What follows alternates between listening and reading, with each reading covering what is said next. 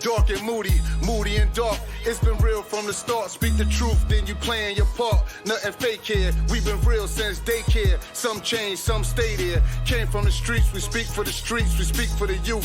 Nothing but truth. Feel it in the booth, feel it in your soul, feel it in the cell, feel it on parole, feel it on probation, feel it when you free, totally free. Pardon me, till they pardon me, till they pardon we. Positivity from negativity, back to positivity. The podcast for the streets, helping you eat. We live by the code, we live what we speak. We revolutionize real love, honor, respect, loyalty, educating the masses, bringing unity. It's all or nothing. The podcast for you and me is Darc and Moody. We the voices of the community. I hear voices right now. I can hear them just as plain as day.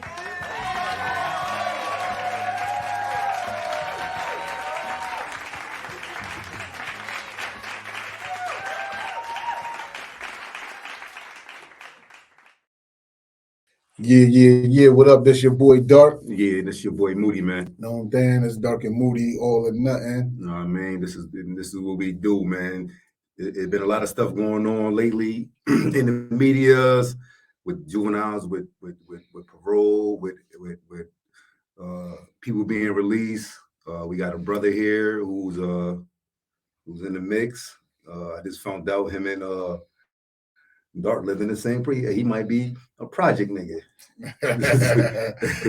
Yeah, my man. Project niggas keep coming over the show. Hey, man, that's how it is, man. From around the way, man. Yeah, I'm about to count how many. Listen, I want people to go on all the episodes and count how many project niggas been on this damn show. It's been a couple, man. You know what I mean? We got the biggest projects out here, man. Quote me on that. You know what I'm saying? Yeah, my boy used to live next door to my cousin G Blay, and G Blay lived next door to Lord next door to A Black. And is that in the project? He was around the corner. First, they don't even know who he is. Yeah. You gotta introduce yourself. Sean Z lived right there too. Corner, yeah. Z, him, G Blay, Lord, A Black. In the projects. The new projects. The new projects? Yeah, Lombard. It's like right around the corner from the projects, but it's the project. So the project is the new project considered a project? Yeah. We consider them the projects. Yeah, the new You gotta project. look who came out of them. Yeah, and most of the people that lived in the new projects lived in the projects. They just built some new stuff around the corner and they moved down right there. You know what I mean? Super. It's like how Brownsville is, or West Hills. Yeah. BV. Yeah. You got the red projects and then you got the Brownville. Theirs was brown too. Yeah. You had the red bricks and then you had the project version of the Brownsville. You got super people writing back. Yeah. History lesson. Yeah. Samuel lived out there, like all the bunch of people right there. Yeah. You ain't know that. Nah, I You ain't know Lord lived there. I knew Lord lived outside the projects. Yeah. And I ain't know what. I still don't know. If you tell me to go there, I won't know where to go. Because I don't hang. If you cross the street and hop the fence, you're in the right projects. there. Yeah. You know what I'm saying? But let the people know who you are. I mean, we just started out this on some project stuff. Hey man, that's how it is, man. Word up. We everywhere, man. It's organized, confusing. It's organized, but we might confuse you if you ain't paying attention. Word up. And I'm James. Yeah, that's it. James, you want to give him your government, everything, or Yeah, what? I don't do nicknames no more. I'm just James. Jetter, full name, full government. I run a nonprofit in Connecticut called the Full Citizens Coalition, co-founded by me and Kanara Ray out of Hartford. And we work on the issues that what he was talking about, and trying to get us to be organized, a little less confused, and actually see that us who've been through it, us who's still in it, we got more power than we think. But you got a story, my man Darc. He like to always start from the beginning. Yeah, we go on Darc and Moody. We go from the beginning, man. You know what I mean? To give people a little bit about you, so they can know something about you. outside of your outside of what you're doing, outside of the bigger things you're doing. But like, tell my peoples how you grew up, what kind of household you grew up in, how many siblings you had. First and foremost, where you from? First and foremost, I'm from the town. I mean, I grew up. I grew What's up the town? What's the town? In New Haven. I'm from New Haven. Okay. My man from New Haven. I talked to somebody the other day. I was telling you this. I said this on the last episode too. Said we are New Haven. But we straight out of Connecticut. You see it right there. How you do this? There you go. Straight out of Connecticut. We invite Hartford dudes up here. We invite Bridgeport cats up here. We invite Norwalk dudes up here. We invite Norwich dudes up here. New London, Waterbury, Bristol, wherever you from, and you got a story and you grew up in the urban aspect of Connecticut. We want your story. We want you here. Talk to us. Let us know who you are. What are you doing? Where you came from and what you're doing now. You know what I mean? So it's not just about New Haven, but it's where we from, and a lot of people from New Haven, they rock with us. So where you from, Darc? I'm from the island, man. Where the island at? New Haven, Connecticut. Word up. It's just what it is. You know what I mean? It's what it is, man. Word. And shout out to everybody in CT though. Hartford, Bridgeport, Waterbury, New London, all that. If I ain't mention y'all and y'all urban and all that, hit us up. The Darc and Moody podcast at gmail.com. Word up. Mm-hmm. But yeah. Man, I grew up 2 Lombard Street. Throughout the whole 80s. And I'd have been confused because for some reason I think you from like the Trey. Well, that's where I came off the porch. So like I ran around, like when you a little project kid, you just doing stuff. So we starting fires, doing bad stuff. Mm-hmm. But as far as like coming off the porch, that's when I moved to 99 in 90. And that really kind of like set my trajectory as far as like being in the streets.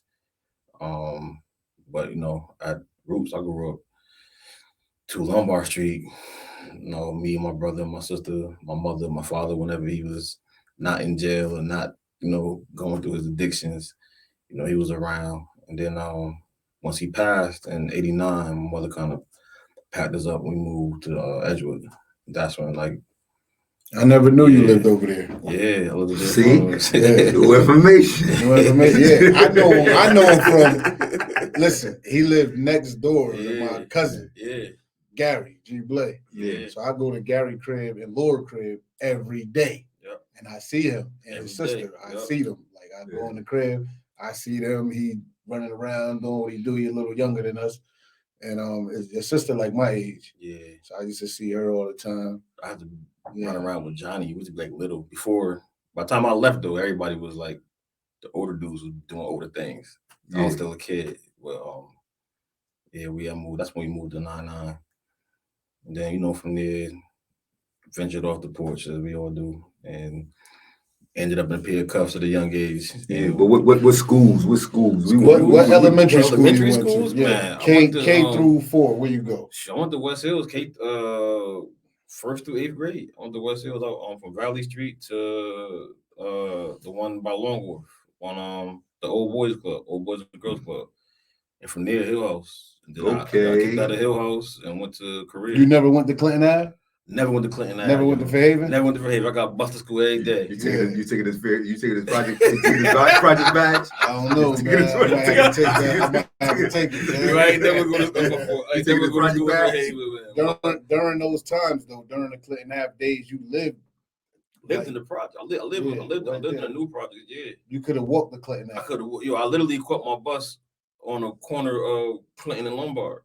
Oh, wow. My mother, so you could see your school. You could see the school you're supposed to went to. Yeah. As I'm getting on the bus and we driving away. So they didn't want you hanging with those project boys. Yeah, my mother bus over to the magnet school out in West Hills. So. And it was West Hills cats that went there too? Nah, not a lot. It was like dudes that like, let me see.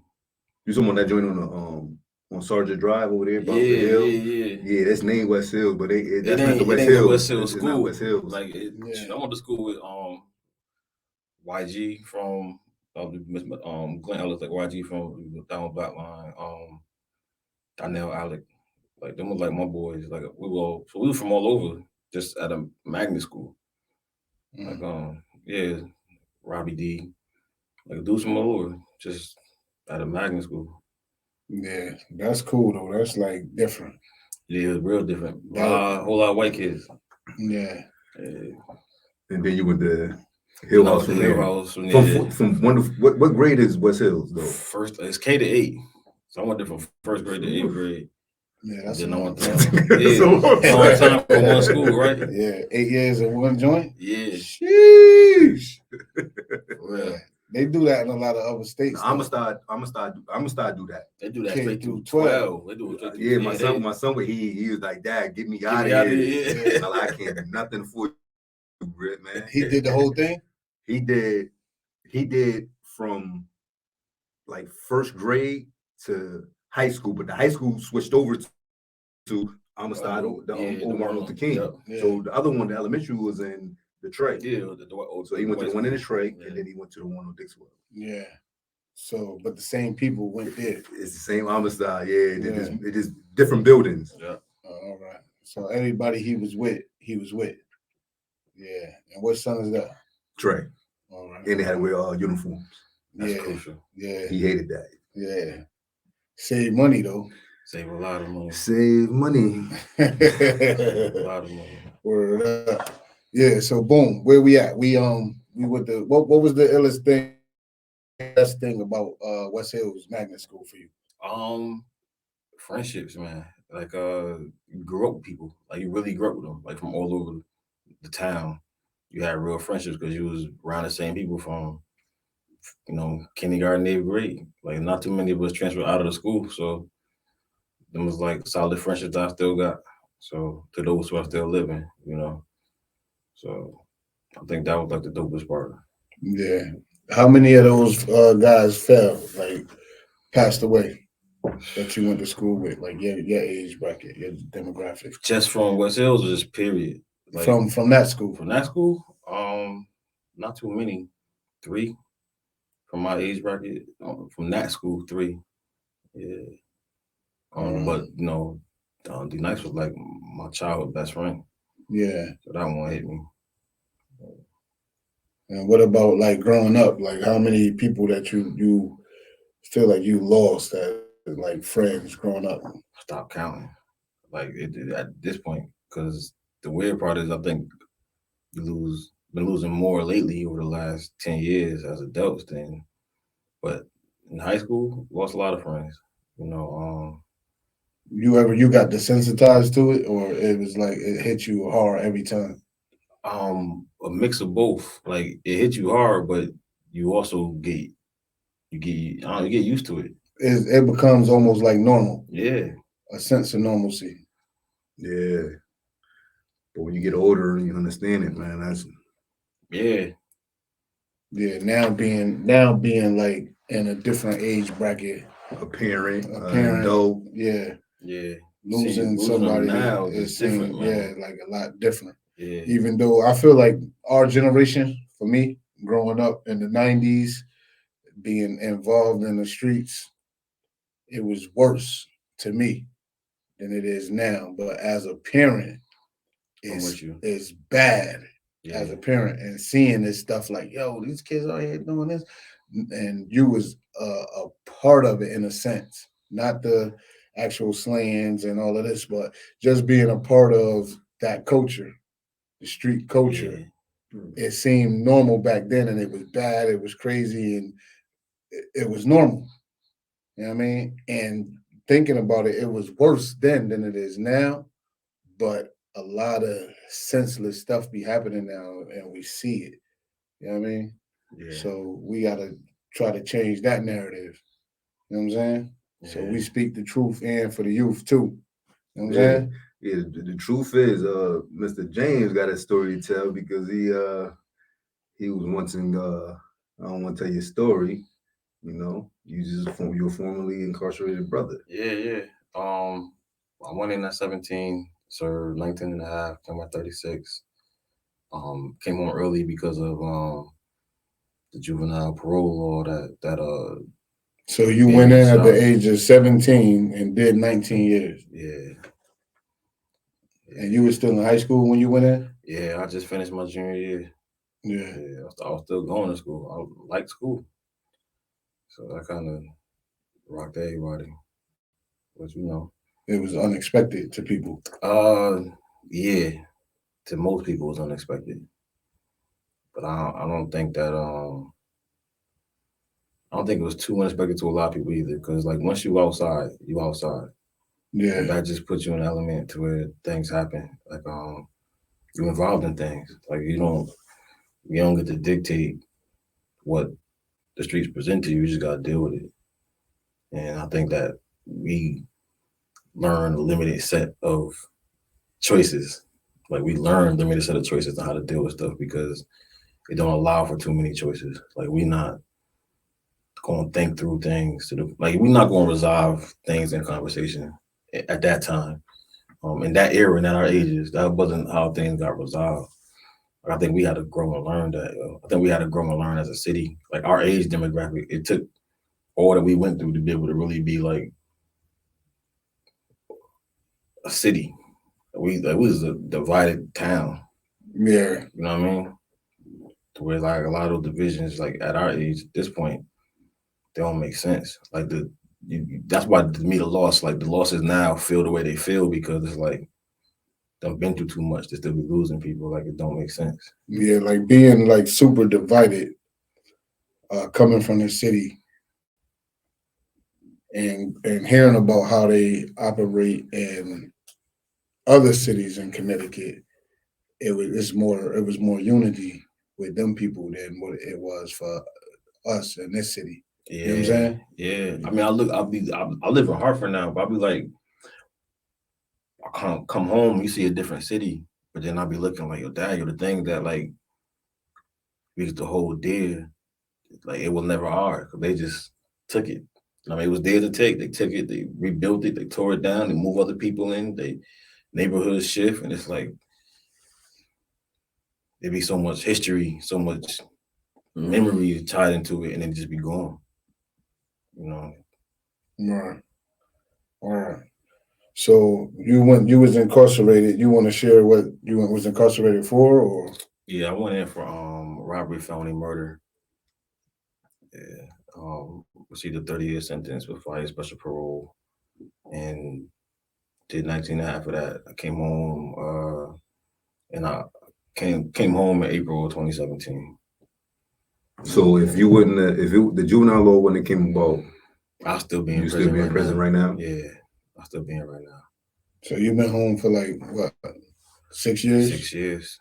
6 years. And how it feel like being free after doing all that time? Like how does it actually feel?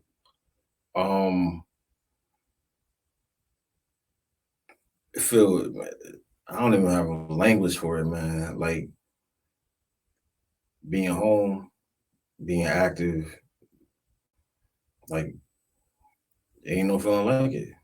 Like, you know, to be able to wake up, you know what I mean? You ain't waking up to a door popping or somebody tapping on the glass of your cell or, you know, a toilet flushing or something, but to wake up in your bed under your own terms, to, you know, have a chance to test your own mettle. You know, like in prison, you live in your head, you live in what you think you'll be able to do. Out here, you get to test it all. So yeah, do you feel like you got any PTSD from being incarcerated? a ton of it. Yeah. You know, I sleep on the edge of my bed. Yeah. Like, because, you know, that's the bed. Like, yeah. My wife think I don't want to, it's not that, it's that this is how I sleep, yo. You know what I mean? Like, you find yourself like on the edge and not moving. Like not moving. Stuck I'm there. I'm right there. That's on my side. That's how he was. That's how he was in the bed. Right? That's how you be sleeping still? Yeah. Yeah. I sleep like that, but when I wake up, I stretch. I take the whole joint. I throw my leg over my wife, yeah, like that. Because you know, in the little beds you can't stretch. Yo, it's crazy that I've been home 10 years now. You know what I'm saying? Well, not actually. July 25th, 2023 to be 10 years.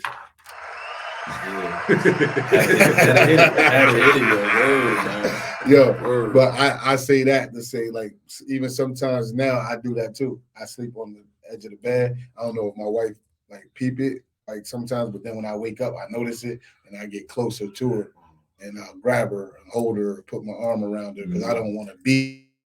I don't want that. Nah, and also in jail, you couldn't do that. You couldn't grab that. Yeah. So I like sometimes and it's crazy because like sometimes we'll be in a bed and like I'll be on my side of the bed. I'll wake up just to get closer to her, and she'll move over to a little bit towards the middle, and I'll be on this side of the bed, and she'll be like, "You straight? You gonna fall off? You good?" Like I won't fall off because I did 20 years sleeping like on a bed that was that tight, that was little like this, like just the size of you. So you know what I mean. So yeah, I get it. I get that. And I still don't do like crowds well. I learn how to deal with it, but I don't like being in like large spaces with a lot of people. That's a jail thing, or it's a street thing. That's a jail thing. I think I just never like got back to like when I first came home, I couldn't be in stores too long. Like going in shopping stores, I couldn't be in them too long. I had to leave, I couldn't deal with that. I go to attack like that. My wife, she was like, "What?" I'm like, "Listen, let's." I just got frustrated. Like you don't understand. Like I don't want to be in here. I don't want to be in here. I have to go through the same thing with my What's wife. the reasoning? What reason you feel like you didn't want to be in the store? I don't know. I couldn't try to dig right now. What reason why you ain't want to be in that store? Me? You too. You. Why you ain't want to be in the store? I just came home and everybody changed. Yeah. I'm so used to what's that? Like looking around and seeing faces, but everybody's face change. So now that I feel like at a disadvantage because I'm like, damn, you don't know who nobody is. I don't know who nobody is. Yeah. So I'm still on jail time. Yeah. And you almost probably still on it. You only been home a year. No. Yeah, yo. So now you, what you got? Similar. I just like, I'm like in your face, like looking like, and there's too many people, and I get so much going on that it was like sensory overload. It was too much going on for me, and I just have to like get into I can go outside to be in open space, but when it's so much movement, I just thought it was just mess with me. So I just walk out the store. Yeah, I got ready to go. You know how this Darc might come in, you be like, okay, new dude, he just moved in 7 cell. Where you from? Boom, you're doing your homework. So now you know when you come out that, cell, you know everybody. The white guy live over there, this dude over here, this dude over here. When you put in that situation now, it's all new faces. And you don't know who, I mean, to me, I don't know who's looking at you.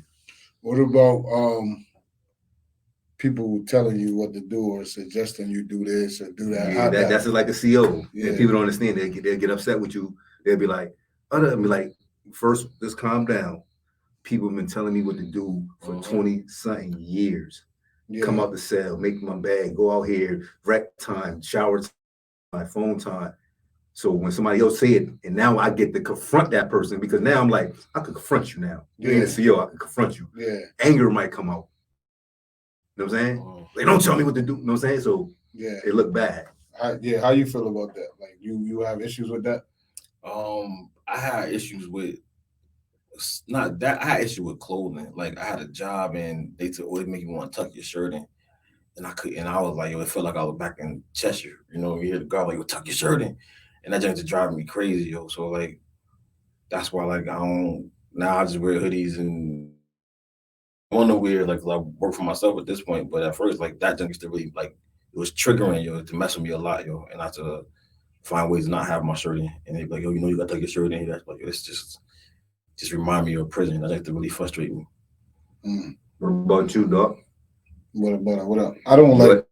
I never like nobody tell me what to do or suggest. Yeah, but how do you feel like when you came home? You've been home 10 years now.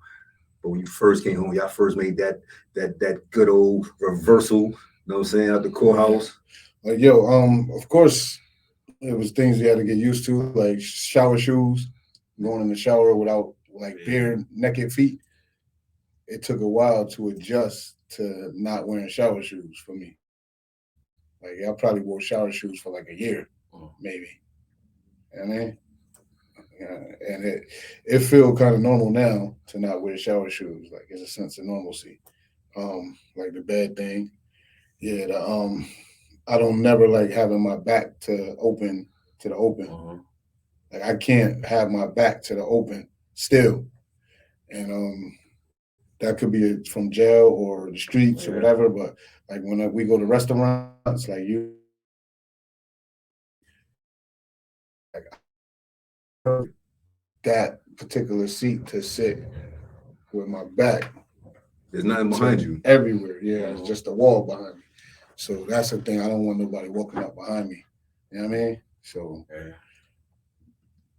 things like that. Yeah. You know what I mean? But like I did time with Brother James, and while I was there, I think you got it. You was in before me, but I got into the Wesleyan. Yeah. What from coming to jail, being a teenager? Yeah, you saying you got in before me. People tell the people what you talking about. It's a college program. It's a college program in West Connecticut. I'm gonna let James tell it better because he's like a top dog over there. I think he got his bachelor or something. I didn't get it. You ain't get it yet? Nah, I had left between, and I dropped out, so I've been home. So, but I ain't get it. In jail, you could get college credits, and Wesleyan Middlesex came to Cheshire. And junking them was just like, yo, put in. I tried before, I ain't get in. I'm like, man, I'm gonna wait. And I got in and I started doing it. But I did it for my son because I was like, yo, college is easy. And he's like, what? Go to college. And I went. But James was in there and I wanted to know how did he transfer from a 17-year-old kid to wanting to go into college and focusing on that, because when I was there with you, you was a top dog. Yeah. And when I say top dog, I mean, I'm gonna say he was a smart brother. Be like, yo, James, how you do this? Because he feel like I thought he had a passion for it. Yeah. I always wanted to go to college. Like my sister, I have to go visit my sister when she was at UNC down in North Carolina. I was like, yo, this is dope. So, I don't know how I thought it was gonna happen, but running the streets and then making the college. But that was my goal. So I like school. So in prison, I was a school TA, like a school tutor, like working in the school for like 5 years when the program came in. And so it came in 2009, and DOC wouldn't let me in because they was trying to jam me up in an investigation down in North Block. And then in 2011, I got in, and I just hit the ground running. Like I had the highest GPA for like 4 years in the program, and like on grade level on and the main campus at Wesleyan. So school, I like school, yo. Like you had the highest GPA out of the people free and incarcerated. Mm-hmm. That's what I say. He was the top dog. He was the top dog. But I mean, it ain't much that. It was just like ain't much. It ain't much in there, that, especially Cheshire. Like it ain't much for you to really like sink your teeth into and say like, all right. And I understood certain things about like college. I understood that this junk. That junk was busting my. Mine too. Down. But it's also like relationships. Like you gotta being able to build a network from within. So like I came home with like relationships, like people who was really supportive and was like willing to like open some doors for me. So I was able to translate it out here. Like I got into Trinity, and I was in Trinity for 2 years. And when I went to parole, I had like 50 letters from former Wesleyan students who was now working at like Facebook and Google and the mayor's office in New York, and they was writing on my behalf. So like being able to move into relationships and make those things work in my favor, to me was like, to this day, I tell anybody, like, you better get that. Don't just get a degree. Don't just do well in class. You better build a network. Build relationships. Yeah, you got to build them. Yeah. And how easy or hard was it to build relationships? Like you brought your own personality, or it was what you was doing? Was it the school? Was it like, how did you build these relationships? just being. I mean, one, be yourself. Two, like I'll listen to people when they talk. You know what I mean? Like you got to be able to hear people, not just hear yourself when you in any situation. And I ain't never tried to I ain't never tried to bag nothing. So like it's a lot of It was bagging. you know what I mean? So like to me it was like what's going to benefit me in the long run? Because I want a release date. I got a release date, even if it is 2027. What's going to benefit me in the long run? And to me, it was like, all right, can you build friendships? Can you be genuine and meet genuine people? And now it's work. So So being out here now, right? What I heard you say you working for yourself. Tell us about that. well, I also work for Yale, but Hold on, from what you another you- gel from Yale? From jail to Yale, what you work? What you doing in Yeah. Yale? Tell the people. I run a program around civic engagement, like parents, incoming freshmen with local nonprofit organizations to hear about the work they're doing and to get involved. So I run a program called Civic Allyship at the Whitehall at Yale. What it's called? Civic Allyship. Civic allyship. Yeah. All right. So I did.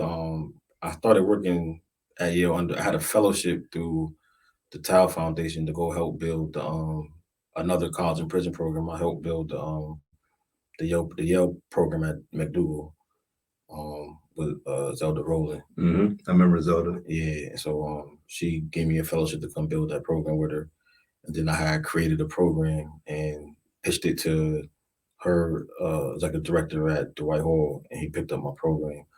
But the Full Citizens Coalition, I came home to Alpha House in Hartford, and then like being in the lifers group. Actually, I had met the mayor's chief of staff in Hartford through Clyde, and Another guest on our show. Yeah, and so Clyde had got like mad Hartford people to come in one day, and I had connected with Rex Fowler, who runs Hartford Community Loan Fund, which is he's like a lender on housing, and he gave me an internship in a halfway house, and that internship turned into like a policy job, and so I was doing that in Hartford for about a year, and I was running into Kennard. Now I met Kennard when I was in Walker in '98, so he was doing like mad political stuff, like winning elections, running. He's an organizer for the Worker Family Party, and this is a street dude, like who just came home like off his last bid and just started turning up like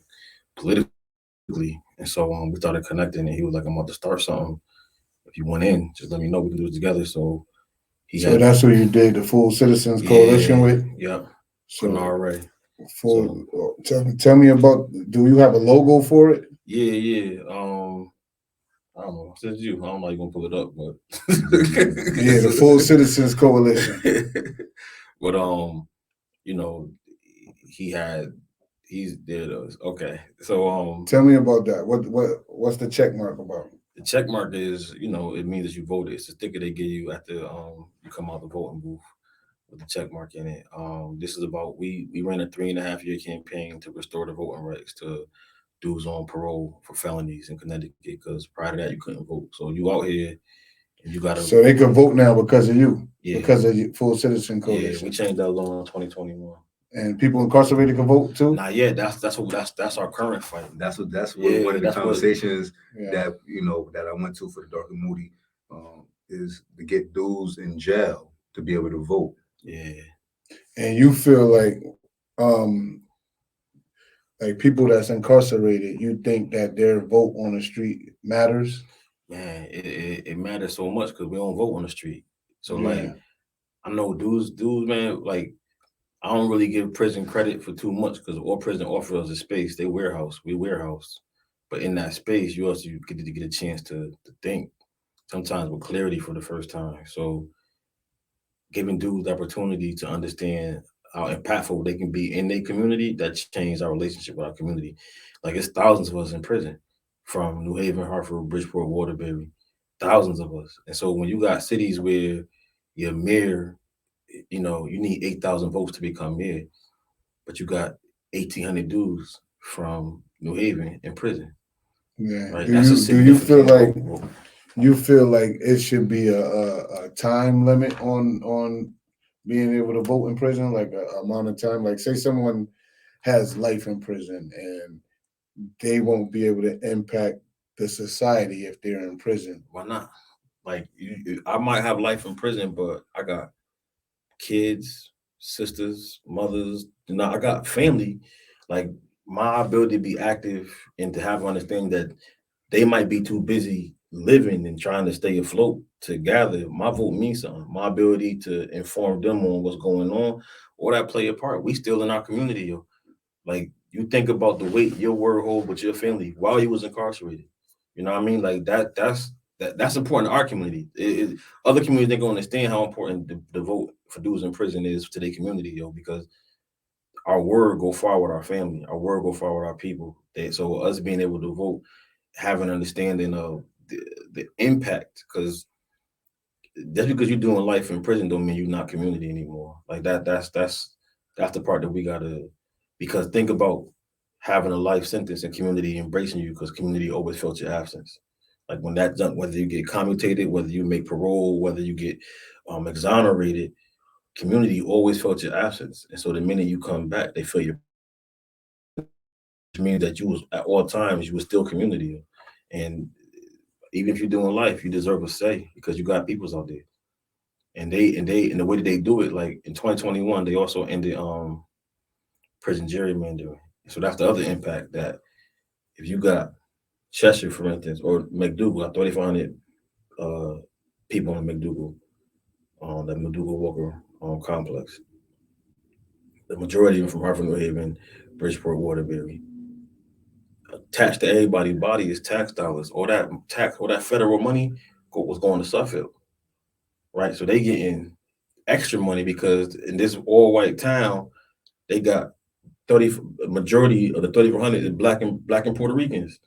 So now they got a huge minority population for the size of this town. They get additional federal funding, but all that money don't go to New Haven, Hartford, and Bridgeport. We're supposed to go.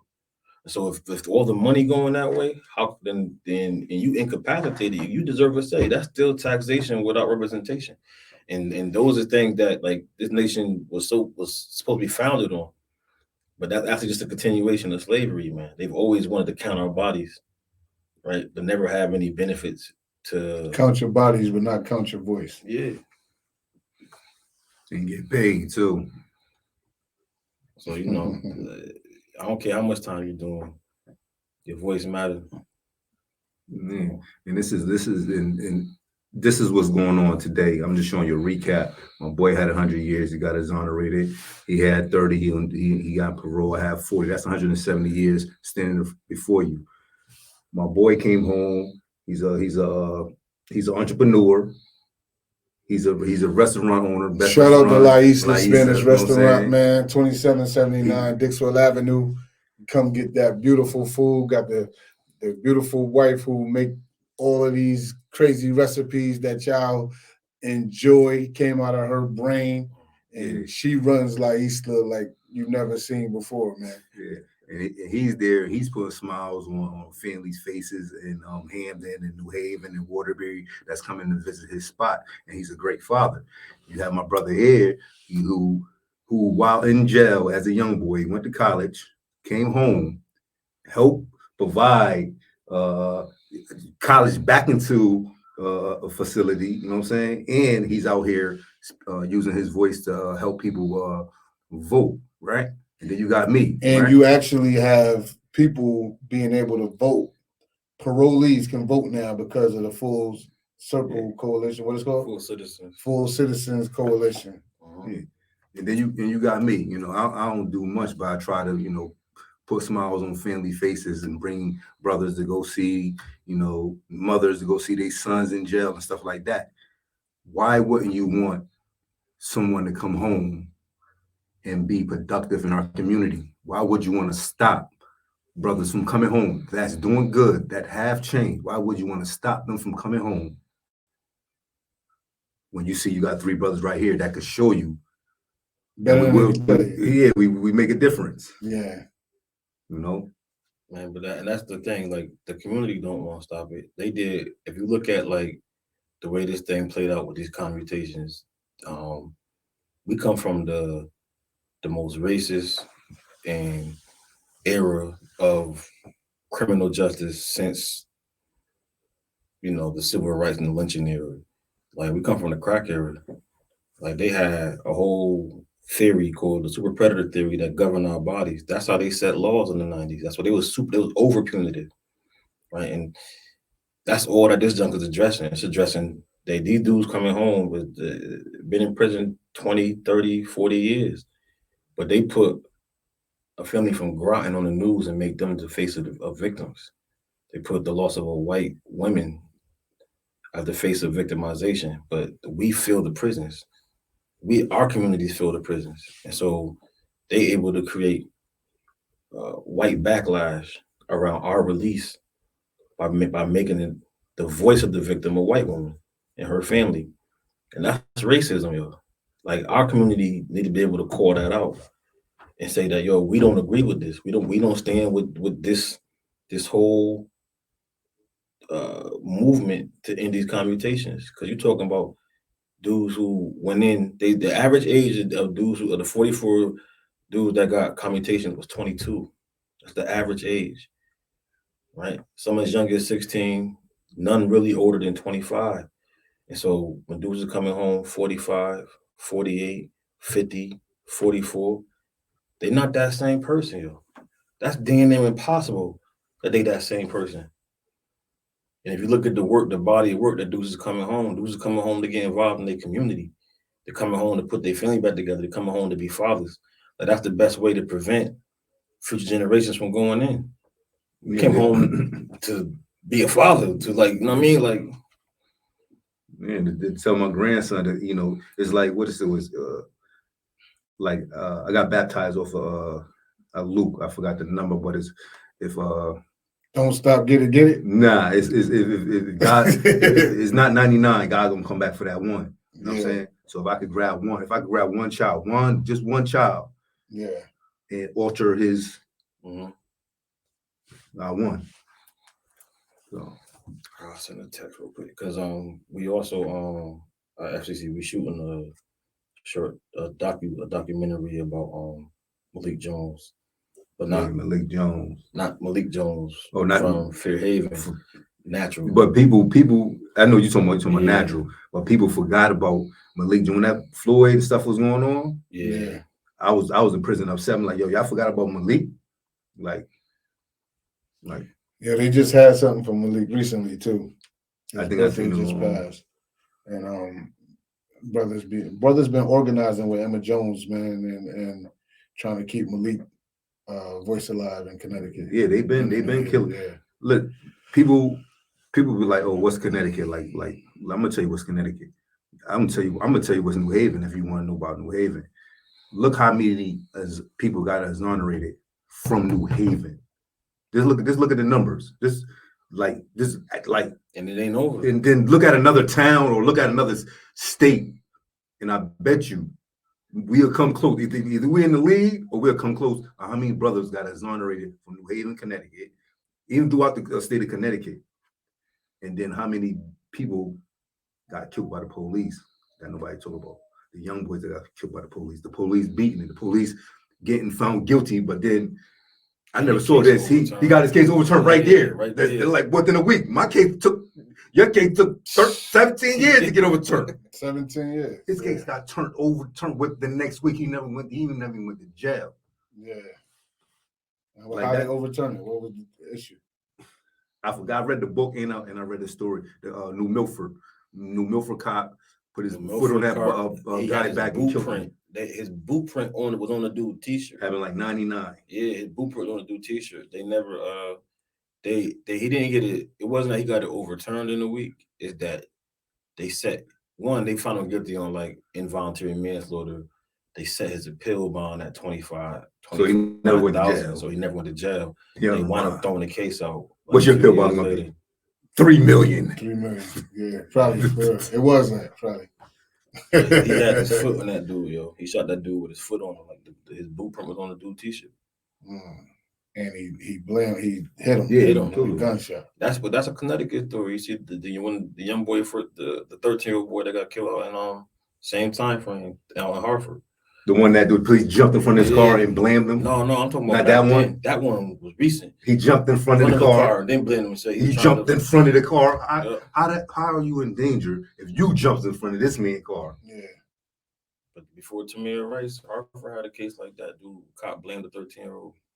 Like that's And it was a kid in Hartford, Jay Sean Bryant was his name. He got murdered by the police. And he went to trial and beat it. Yeah. He said I saw a gun and they never found a gun. No, they first of all, how you see a gun when you in back of the he shot through the back of the car and whole car wrapped in 5% tent. So how you see a gun? Yeah. This is just history of Connecticut that you could look up. It's documented. All the police, mad police killings in Connecticut. It's mad exonerees in Connecticut. Yeah. Specifically, and there's more to come. Havens, it's more. It don't stop. Haven is like a cesspool of bad prosecutors. That's why my boy De La Sortas is out there right now, and he's going to expose all that. Fighting.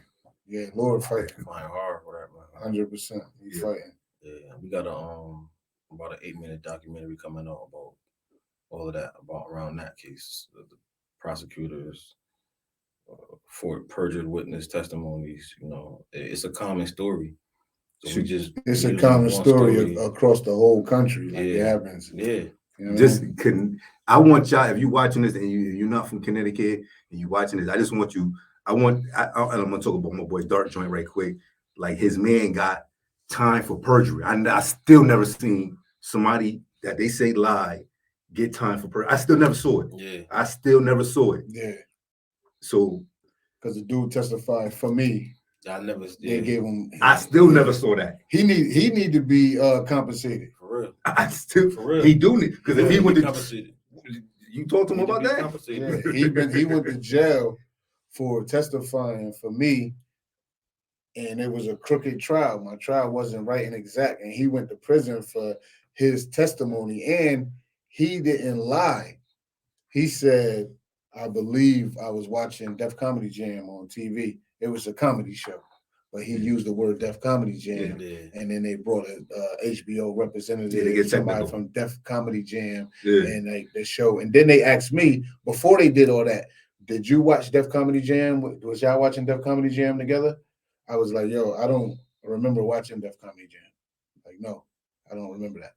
So that's your perjury right there. It doesn't exist. There's no perjury. Because we didn't perjure, we didn't we was watching Def Comedy Jam. We didn't do that. Well, Connecticut locked them up. Have you ever seen a case like that? Have you ever heard somebody go to? It's now okay. A case get overturned, right? And John said that Tom did it, right? Mm-hmm. Tom didn't do it. Is John going to jail for perjury? Nah, he need to get paid. He need to get exonerated. They need to apologize to him. John ain't going to jail. All these dudes that got up there and says that somebody did something and that they didn't do. Did them dudes go to jail for perjury? Yeah. Yeah. Connecticut. Yeah. I think that's the part that our state's so small, or our whole state the size of a large city. So when it happened here, you be like, well, that's not a lot. Nah, it's a lot. It ain't a lot of us. It ain't a lot of us. It's a lot, yo. You get 15 dudes who've been exonerated from one era. That's a lot. From something that means from one time frame from a city, a city that got 150,000 people in. But less than that, it probably got about 1,500 of us that's in the streets. We're not the whole city. We just a small section of the city, and then you got 15 more dudes from that same time area still fighting for the exoneration, at least. From these same crooked prosecutors, yo. And my thing is that it's so systemic that everything should be reviewed from that DA's office. Every case needs to be reviewed because from 88 to 2007, everything, yo, all of the big cases, all of them need to be reviewed because the DA was taking bad evidence from that police department, knowing it was bad evidence and still prosecuting people, yo. Yeah. And then once you get convicted, because all your jurors coming from East Lyme and wherever else, it's law now. So now you got to do all the back end work for decades. Yeah, I was telling somebody about this the other day, right? We come from New Haven, and we in New Haven County. New Haven County is surrounded by Hamden. You got Hamden, North Cheshire, Branford, Milford, yeah. Wallingford, East Haven, East Haven, Branford. We said Woodbridge, yeah. The towns around Waterbury and all of that. Prospect, Naugatuck, Yeah, Berlin. yeah. All these little cities that don't have us in there. And, So they are juror. yeah, so you got these jury pools. Like my jury, I had 2 black people on my jury, and it's supposed to be a jury of peers, and your peers aren't humans. We're peers because we're humans, but they didn't grow up the way we did. They don't come from our what they see on the news and read in the newspaper. So it's chances are high that even with a fair trial, you won't get a fair trial. I wrote in my Wesleyan class, one of my things was like that. It was what you just said. You said a jury are peers, right? But I said when you mark it down, you asked me what's my race. So you just made me different. I said I put human, then you'll jury my peers if you want to say that. But I said you just marked down my race. So once I say he's white, he marked down he's white, and I bring on black. Where's my black people? Yeah. Yeah. If you separated me through color, then you might as well. If you want to say jury my peers, let the person that look like me be the judge. Yeah. Be a judge. I wrote that in my essay. They liked that. They liked it that? Yeah, they liked it that. They used to cheer me up on my grandma too. I used to get mad check marks. It's good. They were like, it's good, but your grandma. Red marks, red pin marks. Yeah. So said, what's that? Run on sentence? Listen. As long as you understand what I'm saying. Because you said what? Just like that. Huh? Just like that. No, ain't nothing wrong with just like that. You said liked it that. Liked it that. Yeah. That ain't the one.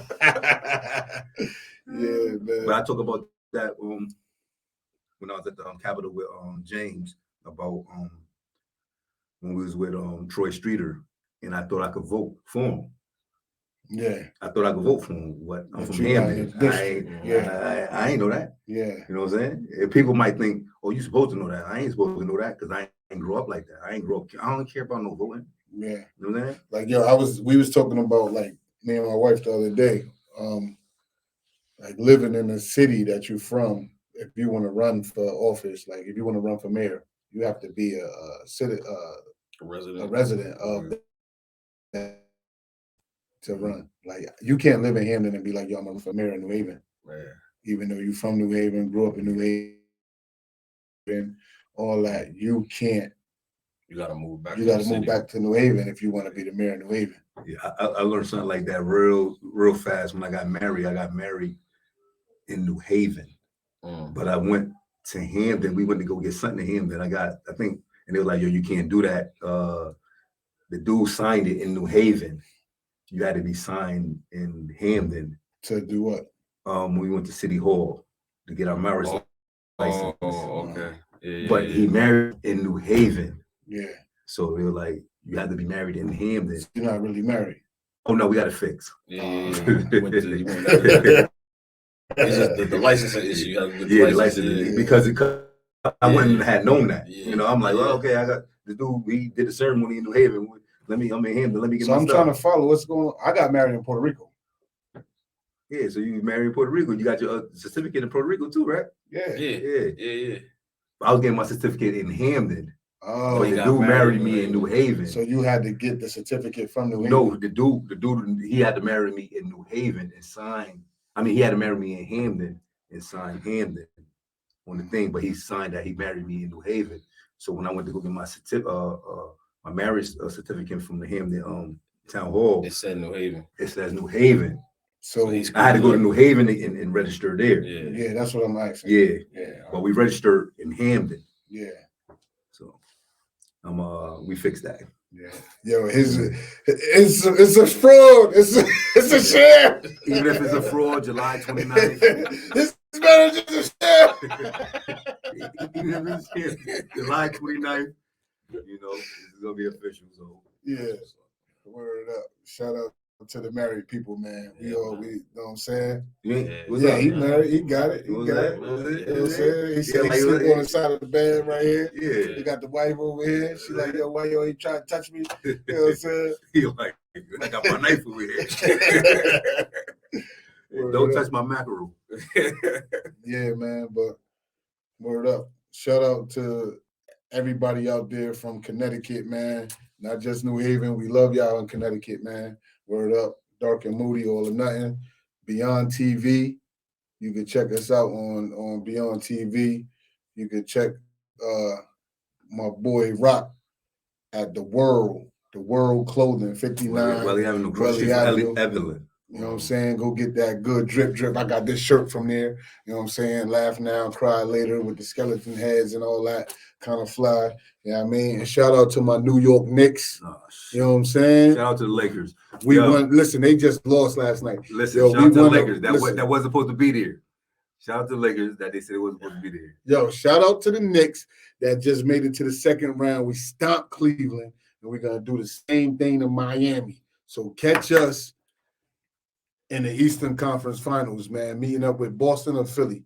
That'll You know what I'm be, saying? that'll be a good meetup. That's what's going to happen. And shout out to James, man. James is at the state capitol, man. He's there every week. If you got a loved one, man, if you out here trying to vote, if you out here doing anything that's positive, man, check James out, man. He's out here. He's the voice for your peoples, man. Your people's locked up. He's out here trying to get everybody to vote. He's trying to get everybody into schooling. Yo, tell the people something else about yourself real quick before we go, because we kind of long-winded. We usually wrap it up 10 minutes ago. This was good. You know what I'm saying? I don't know, man. I love my people. How could they contact you? FullCitizensCoalition.org. FullCitizensCoalition.org is our website. You can contact me at j.jeter, that's JETER, at FullCitizensCoalition.org.